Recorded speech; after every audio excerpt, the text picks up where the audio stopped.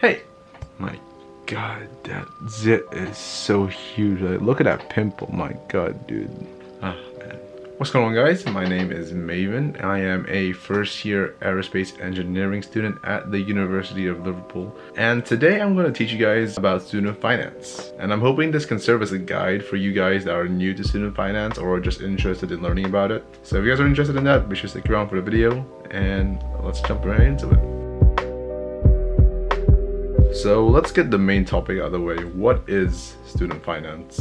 Student finance is essentially a scheme set up by the government to help pay for your studies upfront, and so you don't have to worry more so about having to pay it, and is made in a way so that you can make repayments once you graduate and get a job. So in student finance there are four main sponsors. You have Student Finance England, Wales, Scotland, and Northern Ireland. Sponsors are basically the companies that help provide you with the money and pay for your studies so that you can go to university. Now they have varying amounts of loans that they can give out to students, so it's good to check on your region's sponsor to get an idea of how much loan you could get. This is going to be a bit of a vlog style video because my ring light is over there and it's like I can't put my camera on it because it's made for phones. My arm is a tripod at this point, so I have to deal with it. Let's go. There are two types of loans when it comes to student finance. You got your tuition fees and your maintenance loans. Tuition fees are how much the university is charging you to be able to study at that university and for your specific course. If you are applying to student finance to pay for those tuition fees, you will never really see those tuition fees getting paid either by you or refunded to you. Your region's sponsor will just send the money straight to your university and you'll never have to see it again. Until you graduate, that is. More on that later. Now we have your maintenance loan. Your maintenance loan is essentially money the government gives you to be able to pay for your living expenses. Typically people do spend it on their rent since rent is pretty expensive and nobody can really afford to pay for it. Having a dedicated loan towards that is a good thing to be able to have that peace of mind when you're living as a student by yourself. Quick side note, it's much more expensive to live in London, so if you ever go to a university in London, your maintenance loan is typically much more higher than people who don't study in London. Now moving on to how much people typically get for their student finance, and the answer to that question is it depends. So there's always a set minimum and maximum for each year, and you'll just have to double check with your region sponsor as to how much you can be entitled to. And for everyone, if you just simply sign up to student finance, you are automatically entitled to the lowest amount of loan you can get. So for example, I'm with Student Finance England. Everyone who signs up for Student Finance England is automatically entitled to get £3,510. However, the way this loan increases is if you have a higher household income, i.e. the combined income of your parents, you'll typically be balanced on the lower end of the student loans. Whereas if you have a lower household income, you are more so going to be entitled to a higher amount of student loan. Okay, so moving on to how to apply to your sponsors. The way I did it and the way I'm pretty sure everyone else did it is just through online. The best way is to just go online, type in your region sponsor's name, i.e. Student Finance England or Student Finance North Ireland, and apply for the government's website. That is how you do it. It's one of the most simplest things in the world. The only hard part about it is when you have to send in your parents' income. And then it takes 6 weeks to process, and it takes more weeks because you get an email that says they didn't receive it even though you posted it with 1-day delivery. They just do be weird like that, but that's how it works. So if you are interested in applying for student finance, do it online, apply as soon as possible.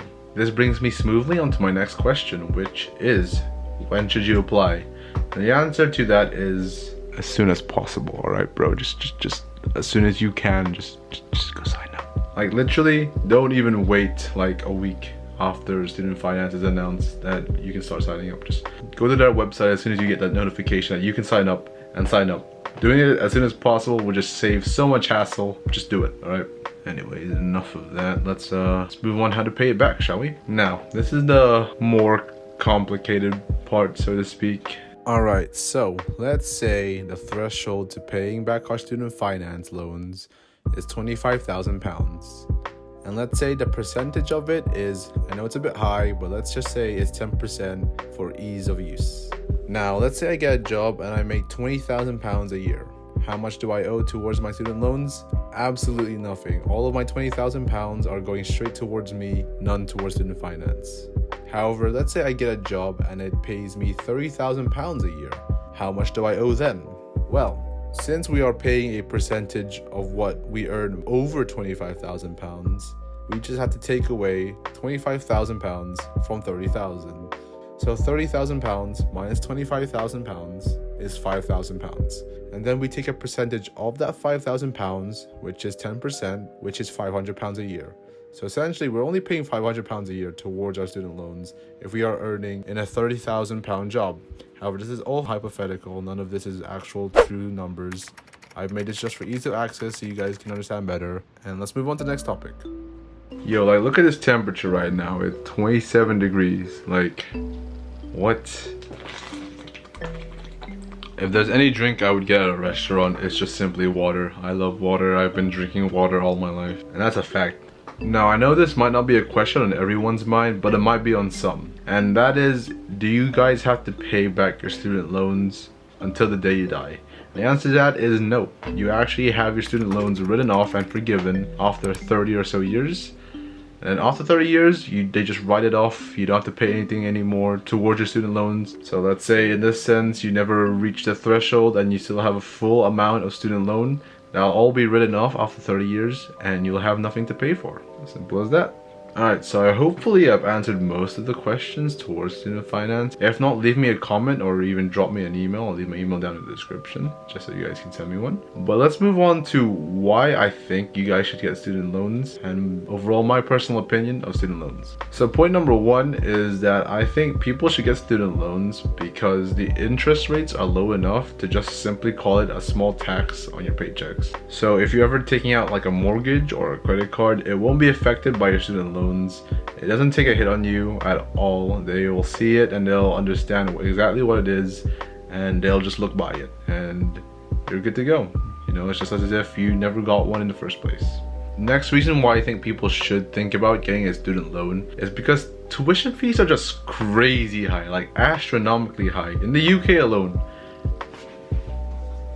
My god, my computer keeps turning off. Anyways, imagine having to pay £9,000, more than £9,000, a minimum of £13,000 a year just to study at university. If you hadn't taken out a student loan, you would have to pay that from your own pockets just to pay for you to study at university, like imagine. And finally, you can use your student loans however you want, so you can actually use it towards investing in your success and your future. If that isn't much of like a deal breaker for you, then I don't know what is. You can always not apply the year after. So essentially with student finance, you have to apply like every year. You can choose whether you apply or not. If you're choosing not to apply that year, you're essentially saying that you're using your own money to pay off your 13 grand minimum of studying. So my overall opinion, I recommend getting one just because it saves you that much time and hassle for that matter. So why not take it? Anyways, to round off this video guys, I hope you guys did enjoy this video. I hope you found it useful and helpful in any sort of way. If I did miss off any facts in this video, be sure to please tell me because I am 100% sure I have not said everything there is to know about student finance. But this is just from what I've experienced, what I've done, what I've seen. Anyways, I hope you guys enjoyed the video. Be sure to subscribe for more content and I'll see you guys in the next one. Peace out.